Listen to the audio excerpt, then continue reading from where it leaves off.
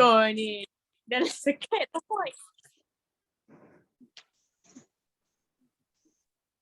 Assalamualaikum, saya Siti Nurhidayah binti Asrari.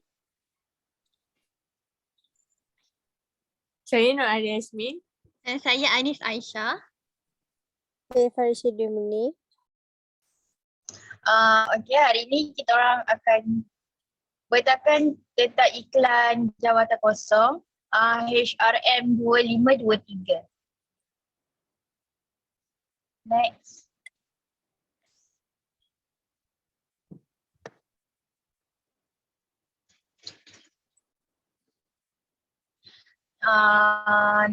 Nombor 1 adalah pengenalan perekrutan dan pemilihan kerja. Yang pertama adalah pengambilan dan pemilihan pekerja. Ini adalah merupakan satu fungsi pengurusan sumber manusia yang penting kerana kesannya terhadap kualiti pekerjaan yang akan dipilih untuk sesebuah organisasi itu. Kedua, kualiti pekerja banyak bergantung kepada kualiti rekrut yang disediakan mengikut beberapa spesifikasi yang penting oleh sesebuah organisasi. Seterusnya dalam pengambilan pekerja melibatkan aktiviti-aktiviti untuk membolehkan permohonan yang berkelayakan memohon jawatan kosong di sebuah organisasi yang mereka pilih. Selain itu adalah kaedah-kaedah untuk merekrut pekerja yang dipilih dari luar organisasi, termasuk rujukan pekerja, periklanan, agensi pekerjaan dan perekrut. Kaedah-kaedah untuk merekrut pekerja yang dipilih dari luar organisasi termasuk rujukan pekerja, periklanan, agensi pekerjaan dan perekrut. Setiap kaedah ini mempunyai kelebihan dan kelemahannya sendiri. Tugas perekrutan dan pemilihan pekerja dipengaruhi oleh faktor-faktor organisasi seperti dasar pampasan, suasana kerja dan imej korporat organisasi.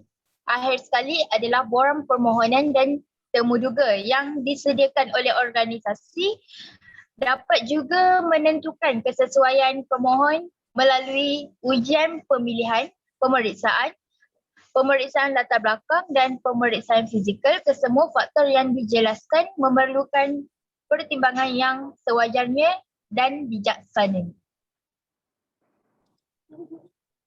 Yang kedua ialah iklan jawatan kosong, pengurus operasi dan juga keranian. Definisi deskripsi kerja, penerangan jawatan yang diperlukan untuk pengambilan supaya anda dan pemohon boleh memahami peranan. Huraian bidang kerja adalah perlu bagi semua orang di tempat kerja. Deskripsi kerja mendefinisikan peranan dan accountability seseorang. Tanpa description pekerjaan tidak boleh didapati bagi seseorang untuk melakukan dengan betul atau dipertanggungjawabkan bagi peranan. Seterusnya, deskripsi kerja pengurus operasi.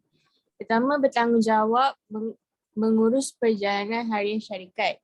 Kedua, mengubah dasar, peraturan dan prosedur operasi standard bagi seluruh operasi kilang untuk meningkatkan proses kerja dan memastikan pematuhan piawai. Yang ketiga, memulakan dan memacu aktiviti penambahbaikan logi dengan mengadaptasi amalan terbaik, otomasi dan pemudahan kerja supaya berada pada tahap optimum. Yang keempat, mengekalkan dan menambah baik jadual pengeluaran dengan mematuhi jadual penghantaran yang telah dipersetujui.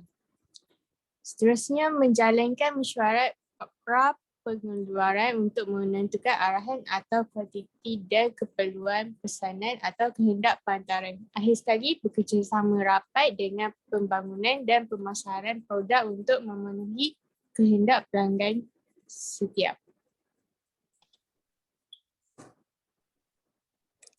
Seterusnya deskripsi kerja Kerani Am. 1. Membuat draft dan menaik surat untuk ditandatangani oleh bos. 2. Menyimpan dokumen penting dalam fail. 3. Mengurus urusan surat menyurat. 4. Menjaga dan mengurus peralatan pejabat. 5. Mengurus resit atau invoice keluar dan masuk. 6. Membuat pernyataan gaji untuk kaki tangan. 7. Memaklumkan kepada bos atau majikan kita terdapat perkara yang urgent. 8. Menghantar email kepada organisasi, pelanggan, syarikat ataupun badan tertentu. 9. Menyediakan laporan dan minit mesyuarat jabatan. 10. Menjawab panggilan telefon dan menyambung kepada orang berkenaan. 11. Melaksanakan tugas-tugas yang lain yang diarahkan dari semasa ke semasa.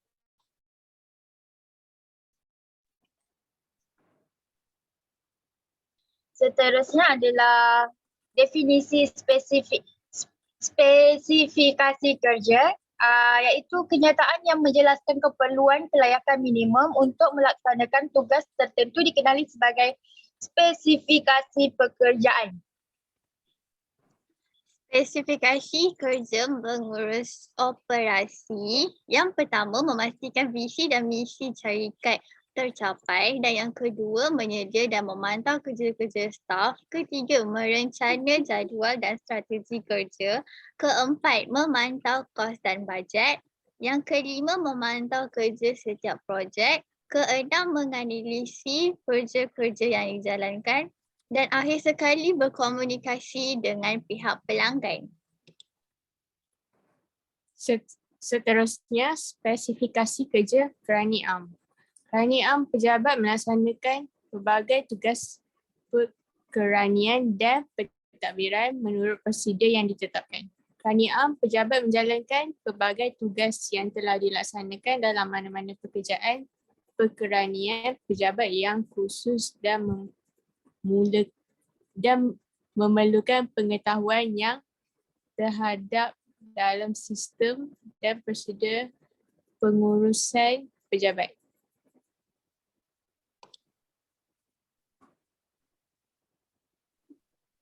Seterusnya KSAO, pengurusan operasi. K. Calon perlu mempunyai sekurang-kurangnya ijazah sarjana muda, diploma, ijazah profesional, ijazah sarjana dan pengajian perniagaan,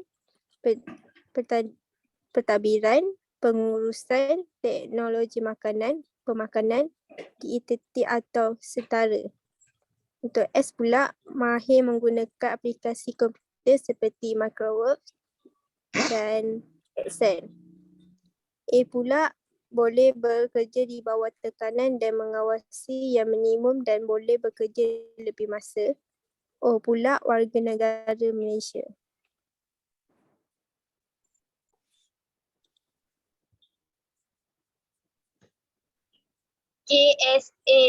KSAO Kerani Am.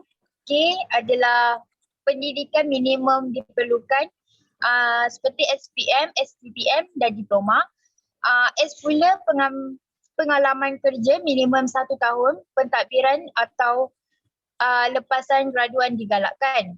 A, boleh berkomunikasi dan menulis bahasa Melayu dan bahasa Inggeris dengan baik. O, warga negara Malaysia. Dan akhir sekali ialah kesimpulan.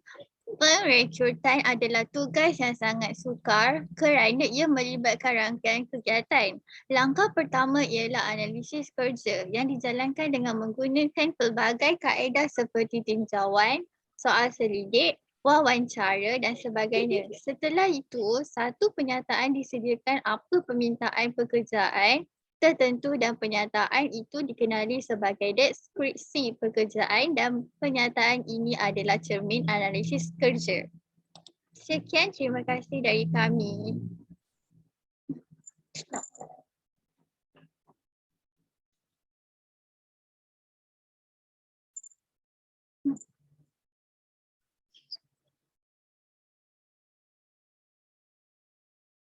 Stop